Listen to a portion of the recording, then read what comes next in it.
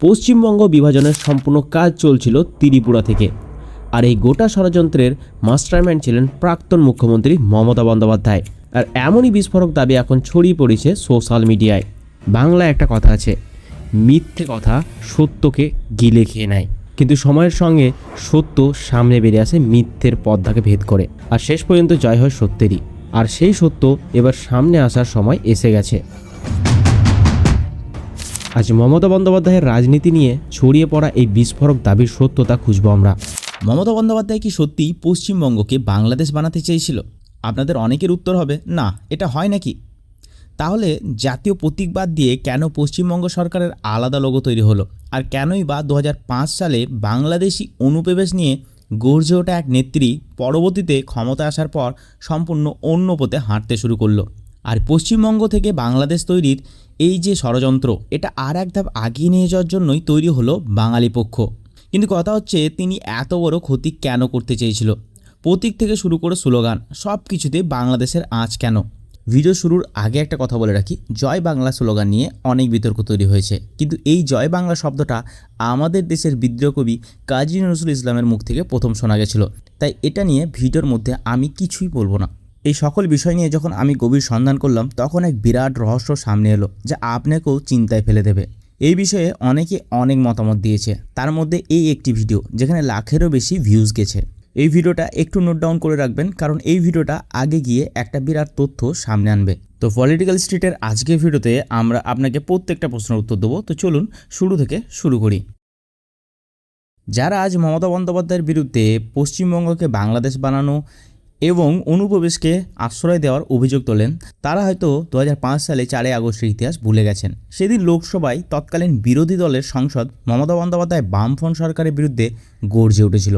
তার স্পষ্ট অভিযোগ ছিল, পশ্চিমবঙ্গে বেআইনি বাংলাদেশি অনুপ্রবেশ ঘটছে এবং তাদের নাম ভোটার তালিকায় তুলে ভোট ব্যাংক তৈরি করা হচ্ছে। সেদিন স্পিকার তাকে কথা বলতে না দিলে তিনি ক্ষোভে কাগজ ছুঁড়ে পদত্যাগের নাটকীয় প্রতিবাদ পর্যন্ত করেছিলেন। কিন্তু 2011 পর রাজনীতির সমীকরণ বদলাতে শুরু করলো। ক্ষমতা এলেন মমতা বন্দ্যোপাধ্যায়। ভারতের রাজনীতি চলে ভোট ব্যাংকের শক্তিতে। বিরোধীদের দাবি, সরকার আসার পর মুসলিম এবং সীমান্ত এলাকার ভোট ব্যাংক ধরে রাখতেই বাংলাদেশের ইমিগ্রেন্টদের বিরুদ্ধে সুর নরম হতে থাকে মমতা বন্দ্যোপাধ্যায়ের। এখানে একটি সাংবিধানিক সত্য মনে রাখা দরকার, ভারতের সংবিধান অনুযায়ী বিএসএফ সিটিজেনশিপ সংক্রান্ত সমস্ত অধিকার একমাত্র কেন্দ্রীয় স্বরাষ্ট্র মন্ত্রকের হাতে। ফলে শুধু রাজ্য সরকারকে দায়ী করা কতটা যুক্তিযুক্ত তা নিয়ে প্রশ্ন থেকেই যায়। বাংলাদেশ অনুপ্রবেশকারীদের নিয়ে মমতা বন্দ্যোপাধ্যায়ের সুর নরম হওয়ার পিছনে শুধু একটি কারণ, বাংলাদেশের মুসলিম সম্প্রদায়কে কিছু বললে আমাদের পশ্চিমবঙ্গের সংখ্যালঘু মুসলিম সম্প্রদায়ের ভোট ব্যাংকের কিছুটা এফেক্ট পড়তো। তাই মমতা বন্দ্যোপাধ্যায় চুপ ছিলেন। এবার আসা যাক সব থেকে বড় বিতর্ক, যেটা বিরোধীরা একমাত্র অস্ত্র হিসেবে ব্যবহার করে, কিন্তু আসল সত্যটা আপনি জানলেও চমকে যাবেন। কেন তিনি ওয়েস্ট বেঙ্গল থেকে বাংলাদেশ করতে চেয়েছিল? বাংলাদেশ না, তিনি ওয়েস্ট বেঙ্গল থেকে শুধুমাত্র বাংলা করতে চেয়েছিল। বাস্তবে দিল্লিতে যখন সমস্ত রাজ্যের মুখ্যমন্ত্রীদের নিয়ে কোনো নীতি আয়োগ বা কেন্দ্র রাজ্য বৈঠক হতো, তখন রাজ্যগুলোর নাম ডাকা হতো ইংরেজি বর্ণাক্রম অনুযায়ী। ডাব্লিউ দিয়ে নাম শুরু হয়। ওয়েস্ট বেঙ্গলের সুযোগ আসত সবার শেষে। অনেক সময় দীর্ঘ আলোচনার পর পশ্চিমবঙ্গের মুখ্যমন্ত্রী বক্তব্য রাখার জন্য মাত্র 2 থেকে 3 মিনিট সময় পেতেন। এই প্রশাসনিক বৈষম্য দূর করতেই প্রস্তাব ওঠে রাজ্যের নাম বদলে বাংলা বা বঙ্গ করার।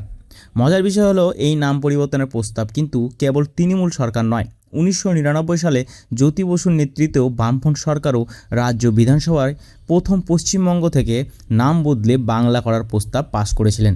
এখন বুঝতে পারছেন যে ভোট প্রচারের জন্য মানুষ কতটা নিচে নেমে অন্যজনকে এরকমভাবে দোষী করতে পারে।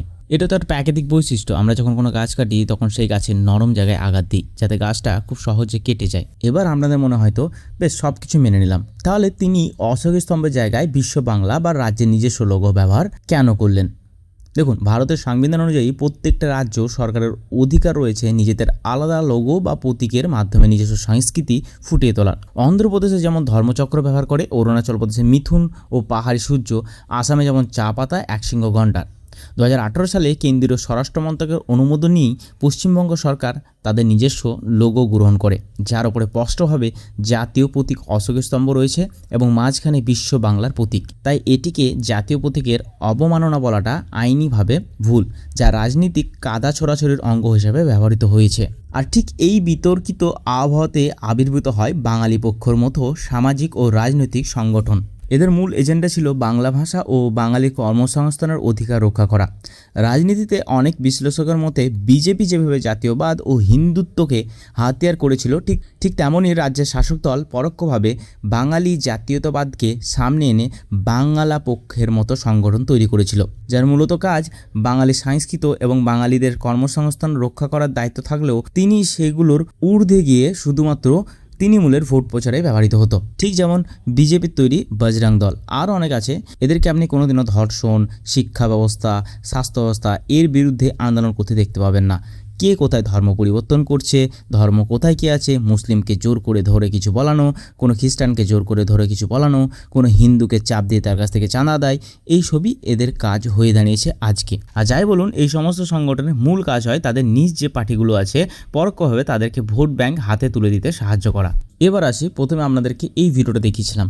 এই ভিডিওটা দেখলে আপনি বুঝতে পারবেন এই ভিডিওর মধ্যে এমনভাবে অপপ্রচার করা হয়েছে যাতে জিনিসটা মনে হবে সত্যি একটা ষড়যন্ত্র মমতা বন্দ্যোপাধ্যায় তৈরি করে ফেলেছিল বাংলাদেশের সঙ্গে পশ্চিমবঙ্গকে যুক্ত করার জন্য। তিনি এই ভিডিওর মধ্যে যেসব যুক্তিগুলো ব্যবহার করেছেন সেগুলো একটা সাধারণ লোক শুনলে অবশ্যই বিশ্বাস করে নেবেন, কিন্তু এটা সম্পূর্ণভাবে অপপ্রচার এবং কারসাজি। আপনি চাইলে এই ভিডিওটা একবার দেখতে পারেন। তাহলে আসল সত্যটা কি? পশ্চিমবঙ্গ থেকে বাংলা নাম করার পেছনে কোনো রাষ্ট্রবিরোধী চক্রান্ত ছিল না, ছিল প্রশাসনিক যুক্তি এবং অতীতে বাম আমলের ধারাবাহিকতা। কিন্তু ভারতের রাজনীতিতে নিরপেক্ষতা তথ্যের চেয়ে আবেগ আর মেরুকরণ বেশি বিক্রি হয়। বিরোধী দলগুলি যেমন এটিকে প্রচার করতে নিজেদের রাজনৈতিক ফায়দার জন্য, তেমনই শাসক দলও রাজনৈতিক চাল দিয়ে নিজেদের ভোট ব্যাংক সামলেছে। ক্ষমতার এই খেলায় আসল সত্য সবসময় ঢাকা পড়ে যায় রাজনীতির ধোঁয়াশায়। এই বিষয়ে আপনার কি মতামত নিচে কমেন্ট বক্সে অবশ্যই লিখে জানাবেন।